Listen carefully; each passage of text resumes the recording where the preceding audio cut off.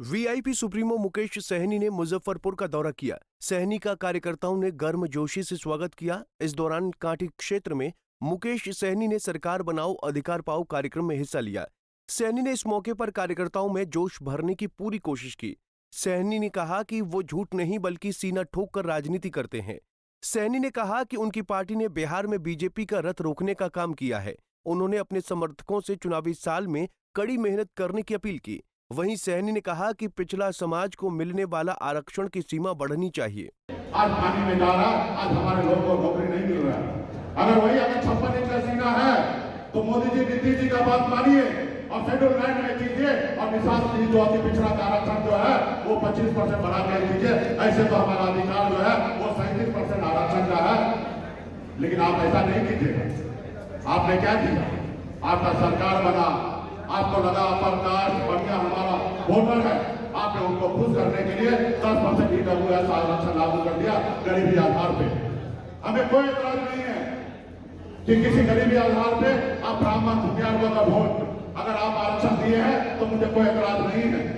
मुझे एतराज इस बात का है अगर गरीबी आधार पे है तो इस देश के जितने भी जाति धर्म के लोग हैं सभी को आर्थिक रूप में आरक्षण आप लागू कीजिए, तब मैं मानूंगा कि सबका आरक्षण आपने दिया है।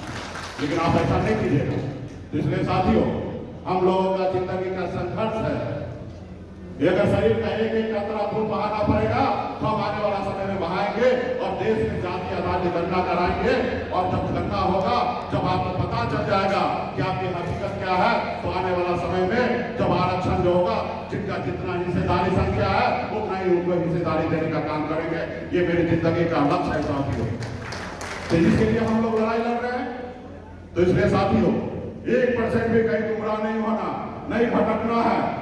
जो भी पार्टी में पुराने साथी थे, मैं उनसे आज भी हाथ जोड़ के आग्रह करता हूँ कि मजबूती से अपना घर बन चुका है, आपका भी खून पसीना इसमें लगा है, आप भी आइए और स्वागत करता हूँ और मजबूती से अपने आने वाला पीढ़ी के लिए लड़ाई लड़ें साथियों, लड़ाई लड़ें। वहीं मुकेश सहनी ने जातिगत जनगणना कराने का फैसला लेने पर मोदी सरकार की तारीफ भी की है। हालांकि सहनी ने तमाम समाजवादी नेताओं को भी इसका क्रेडिट दिया। वहीं सहनी ने बीजेपी और आरएसएस पर तमाम तरह के आरोप लगाए। जनगणना नहीं करा सकते, देश टूट जाएगा, देश विखंडित हो जाएगा। और परसों देखिए, समाज के लोगों को, पिछड़ा बैकवर्ड के लोगों को गुमराह करने के लिए कैबिनेट से स्वीकृत किए हैं। तो इसमें हमें नहीं जाना है।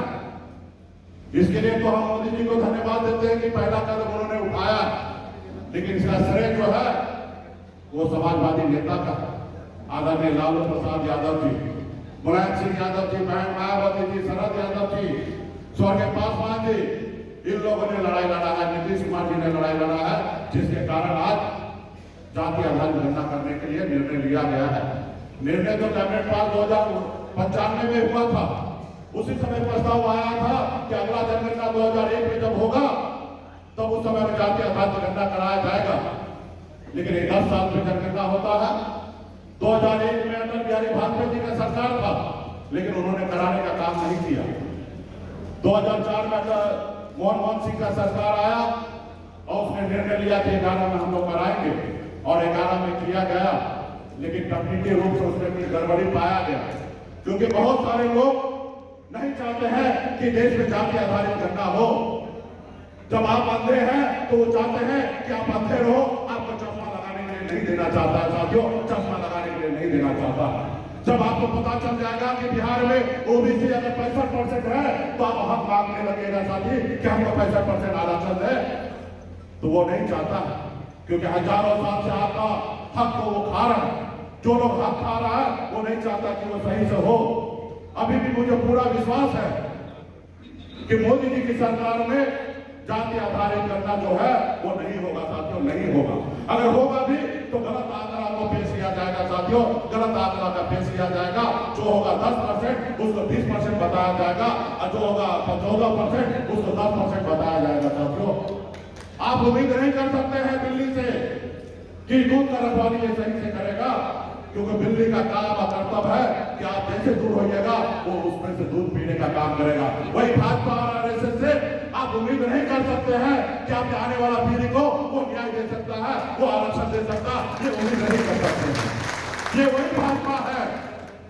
जब मंडल कमीशन लागू हुआ तो मंडल बराबर का मंडल लेके लाल कृष्ण आडवाणी पूरे देश में घूम गया और आपने सरकार गिराने का काम किया था साथियों। ये नहीं चाहता है कि आरक्षण हो।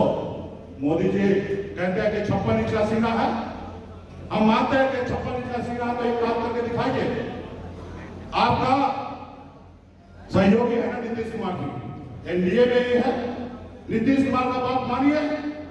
उन्होंने 2022 में जाति आधार पर जनगणना कराए थे, और उसमें बिहार में पता चला कि अंतिम पिछड़ा जो है 37% है, और जब 37% पता चला तो नीतीश जी ने, लालू जी ने डिसीजन लिया कि 18% आरक्षण बढ़ाकर 25% लिया जाए, और फिर 25% आरक्षण हुआ, और हमारे राज्य में अति पिछड़ा का बेटा को सरकारी नौकरी मिलने लगा। 7% आरक्षण बढ़ने के कारण अधिक नौकरी मिलने लगा। लेकिन यही भाजपा के लोगों ने कोर्ट में जाकर उसको रोकने का काम किया साथियों।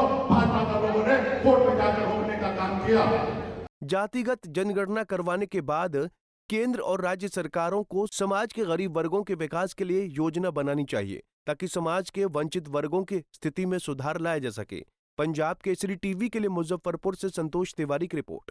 हमसे जुड़े रहने के लिए हमारे YouTube चैनल को सब्सक्राइब करें और नई वीडियो की नोटिफिकेशन के लिए बेल आइकॉन को दबाएं। अगर आप ये वीडियो Facebook पर देख रहे हैं तो लाइक जरूर करें और ज्यादा से ज्यादा शेयर करें। धन्यवाद।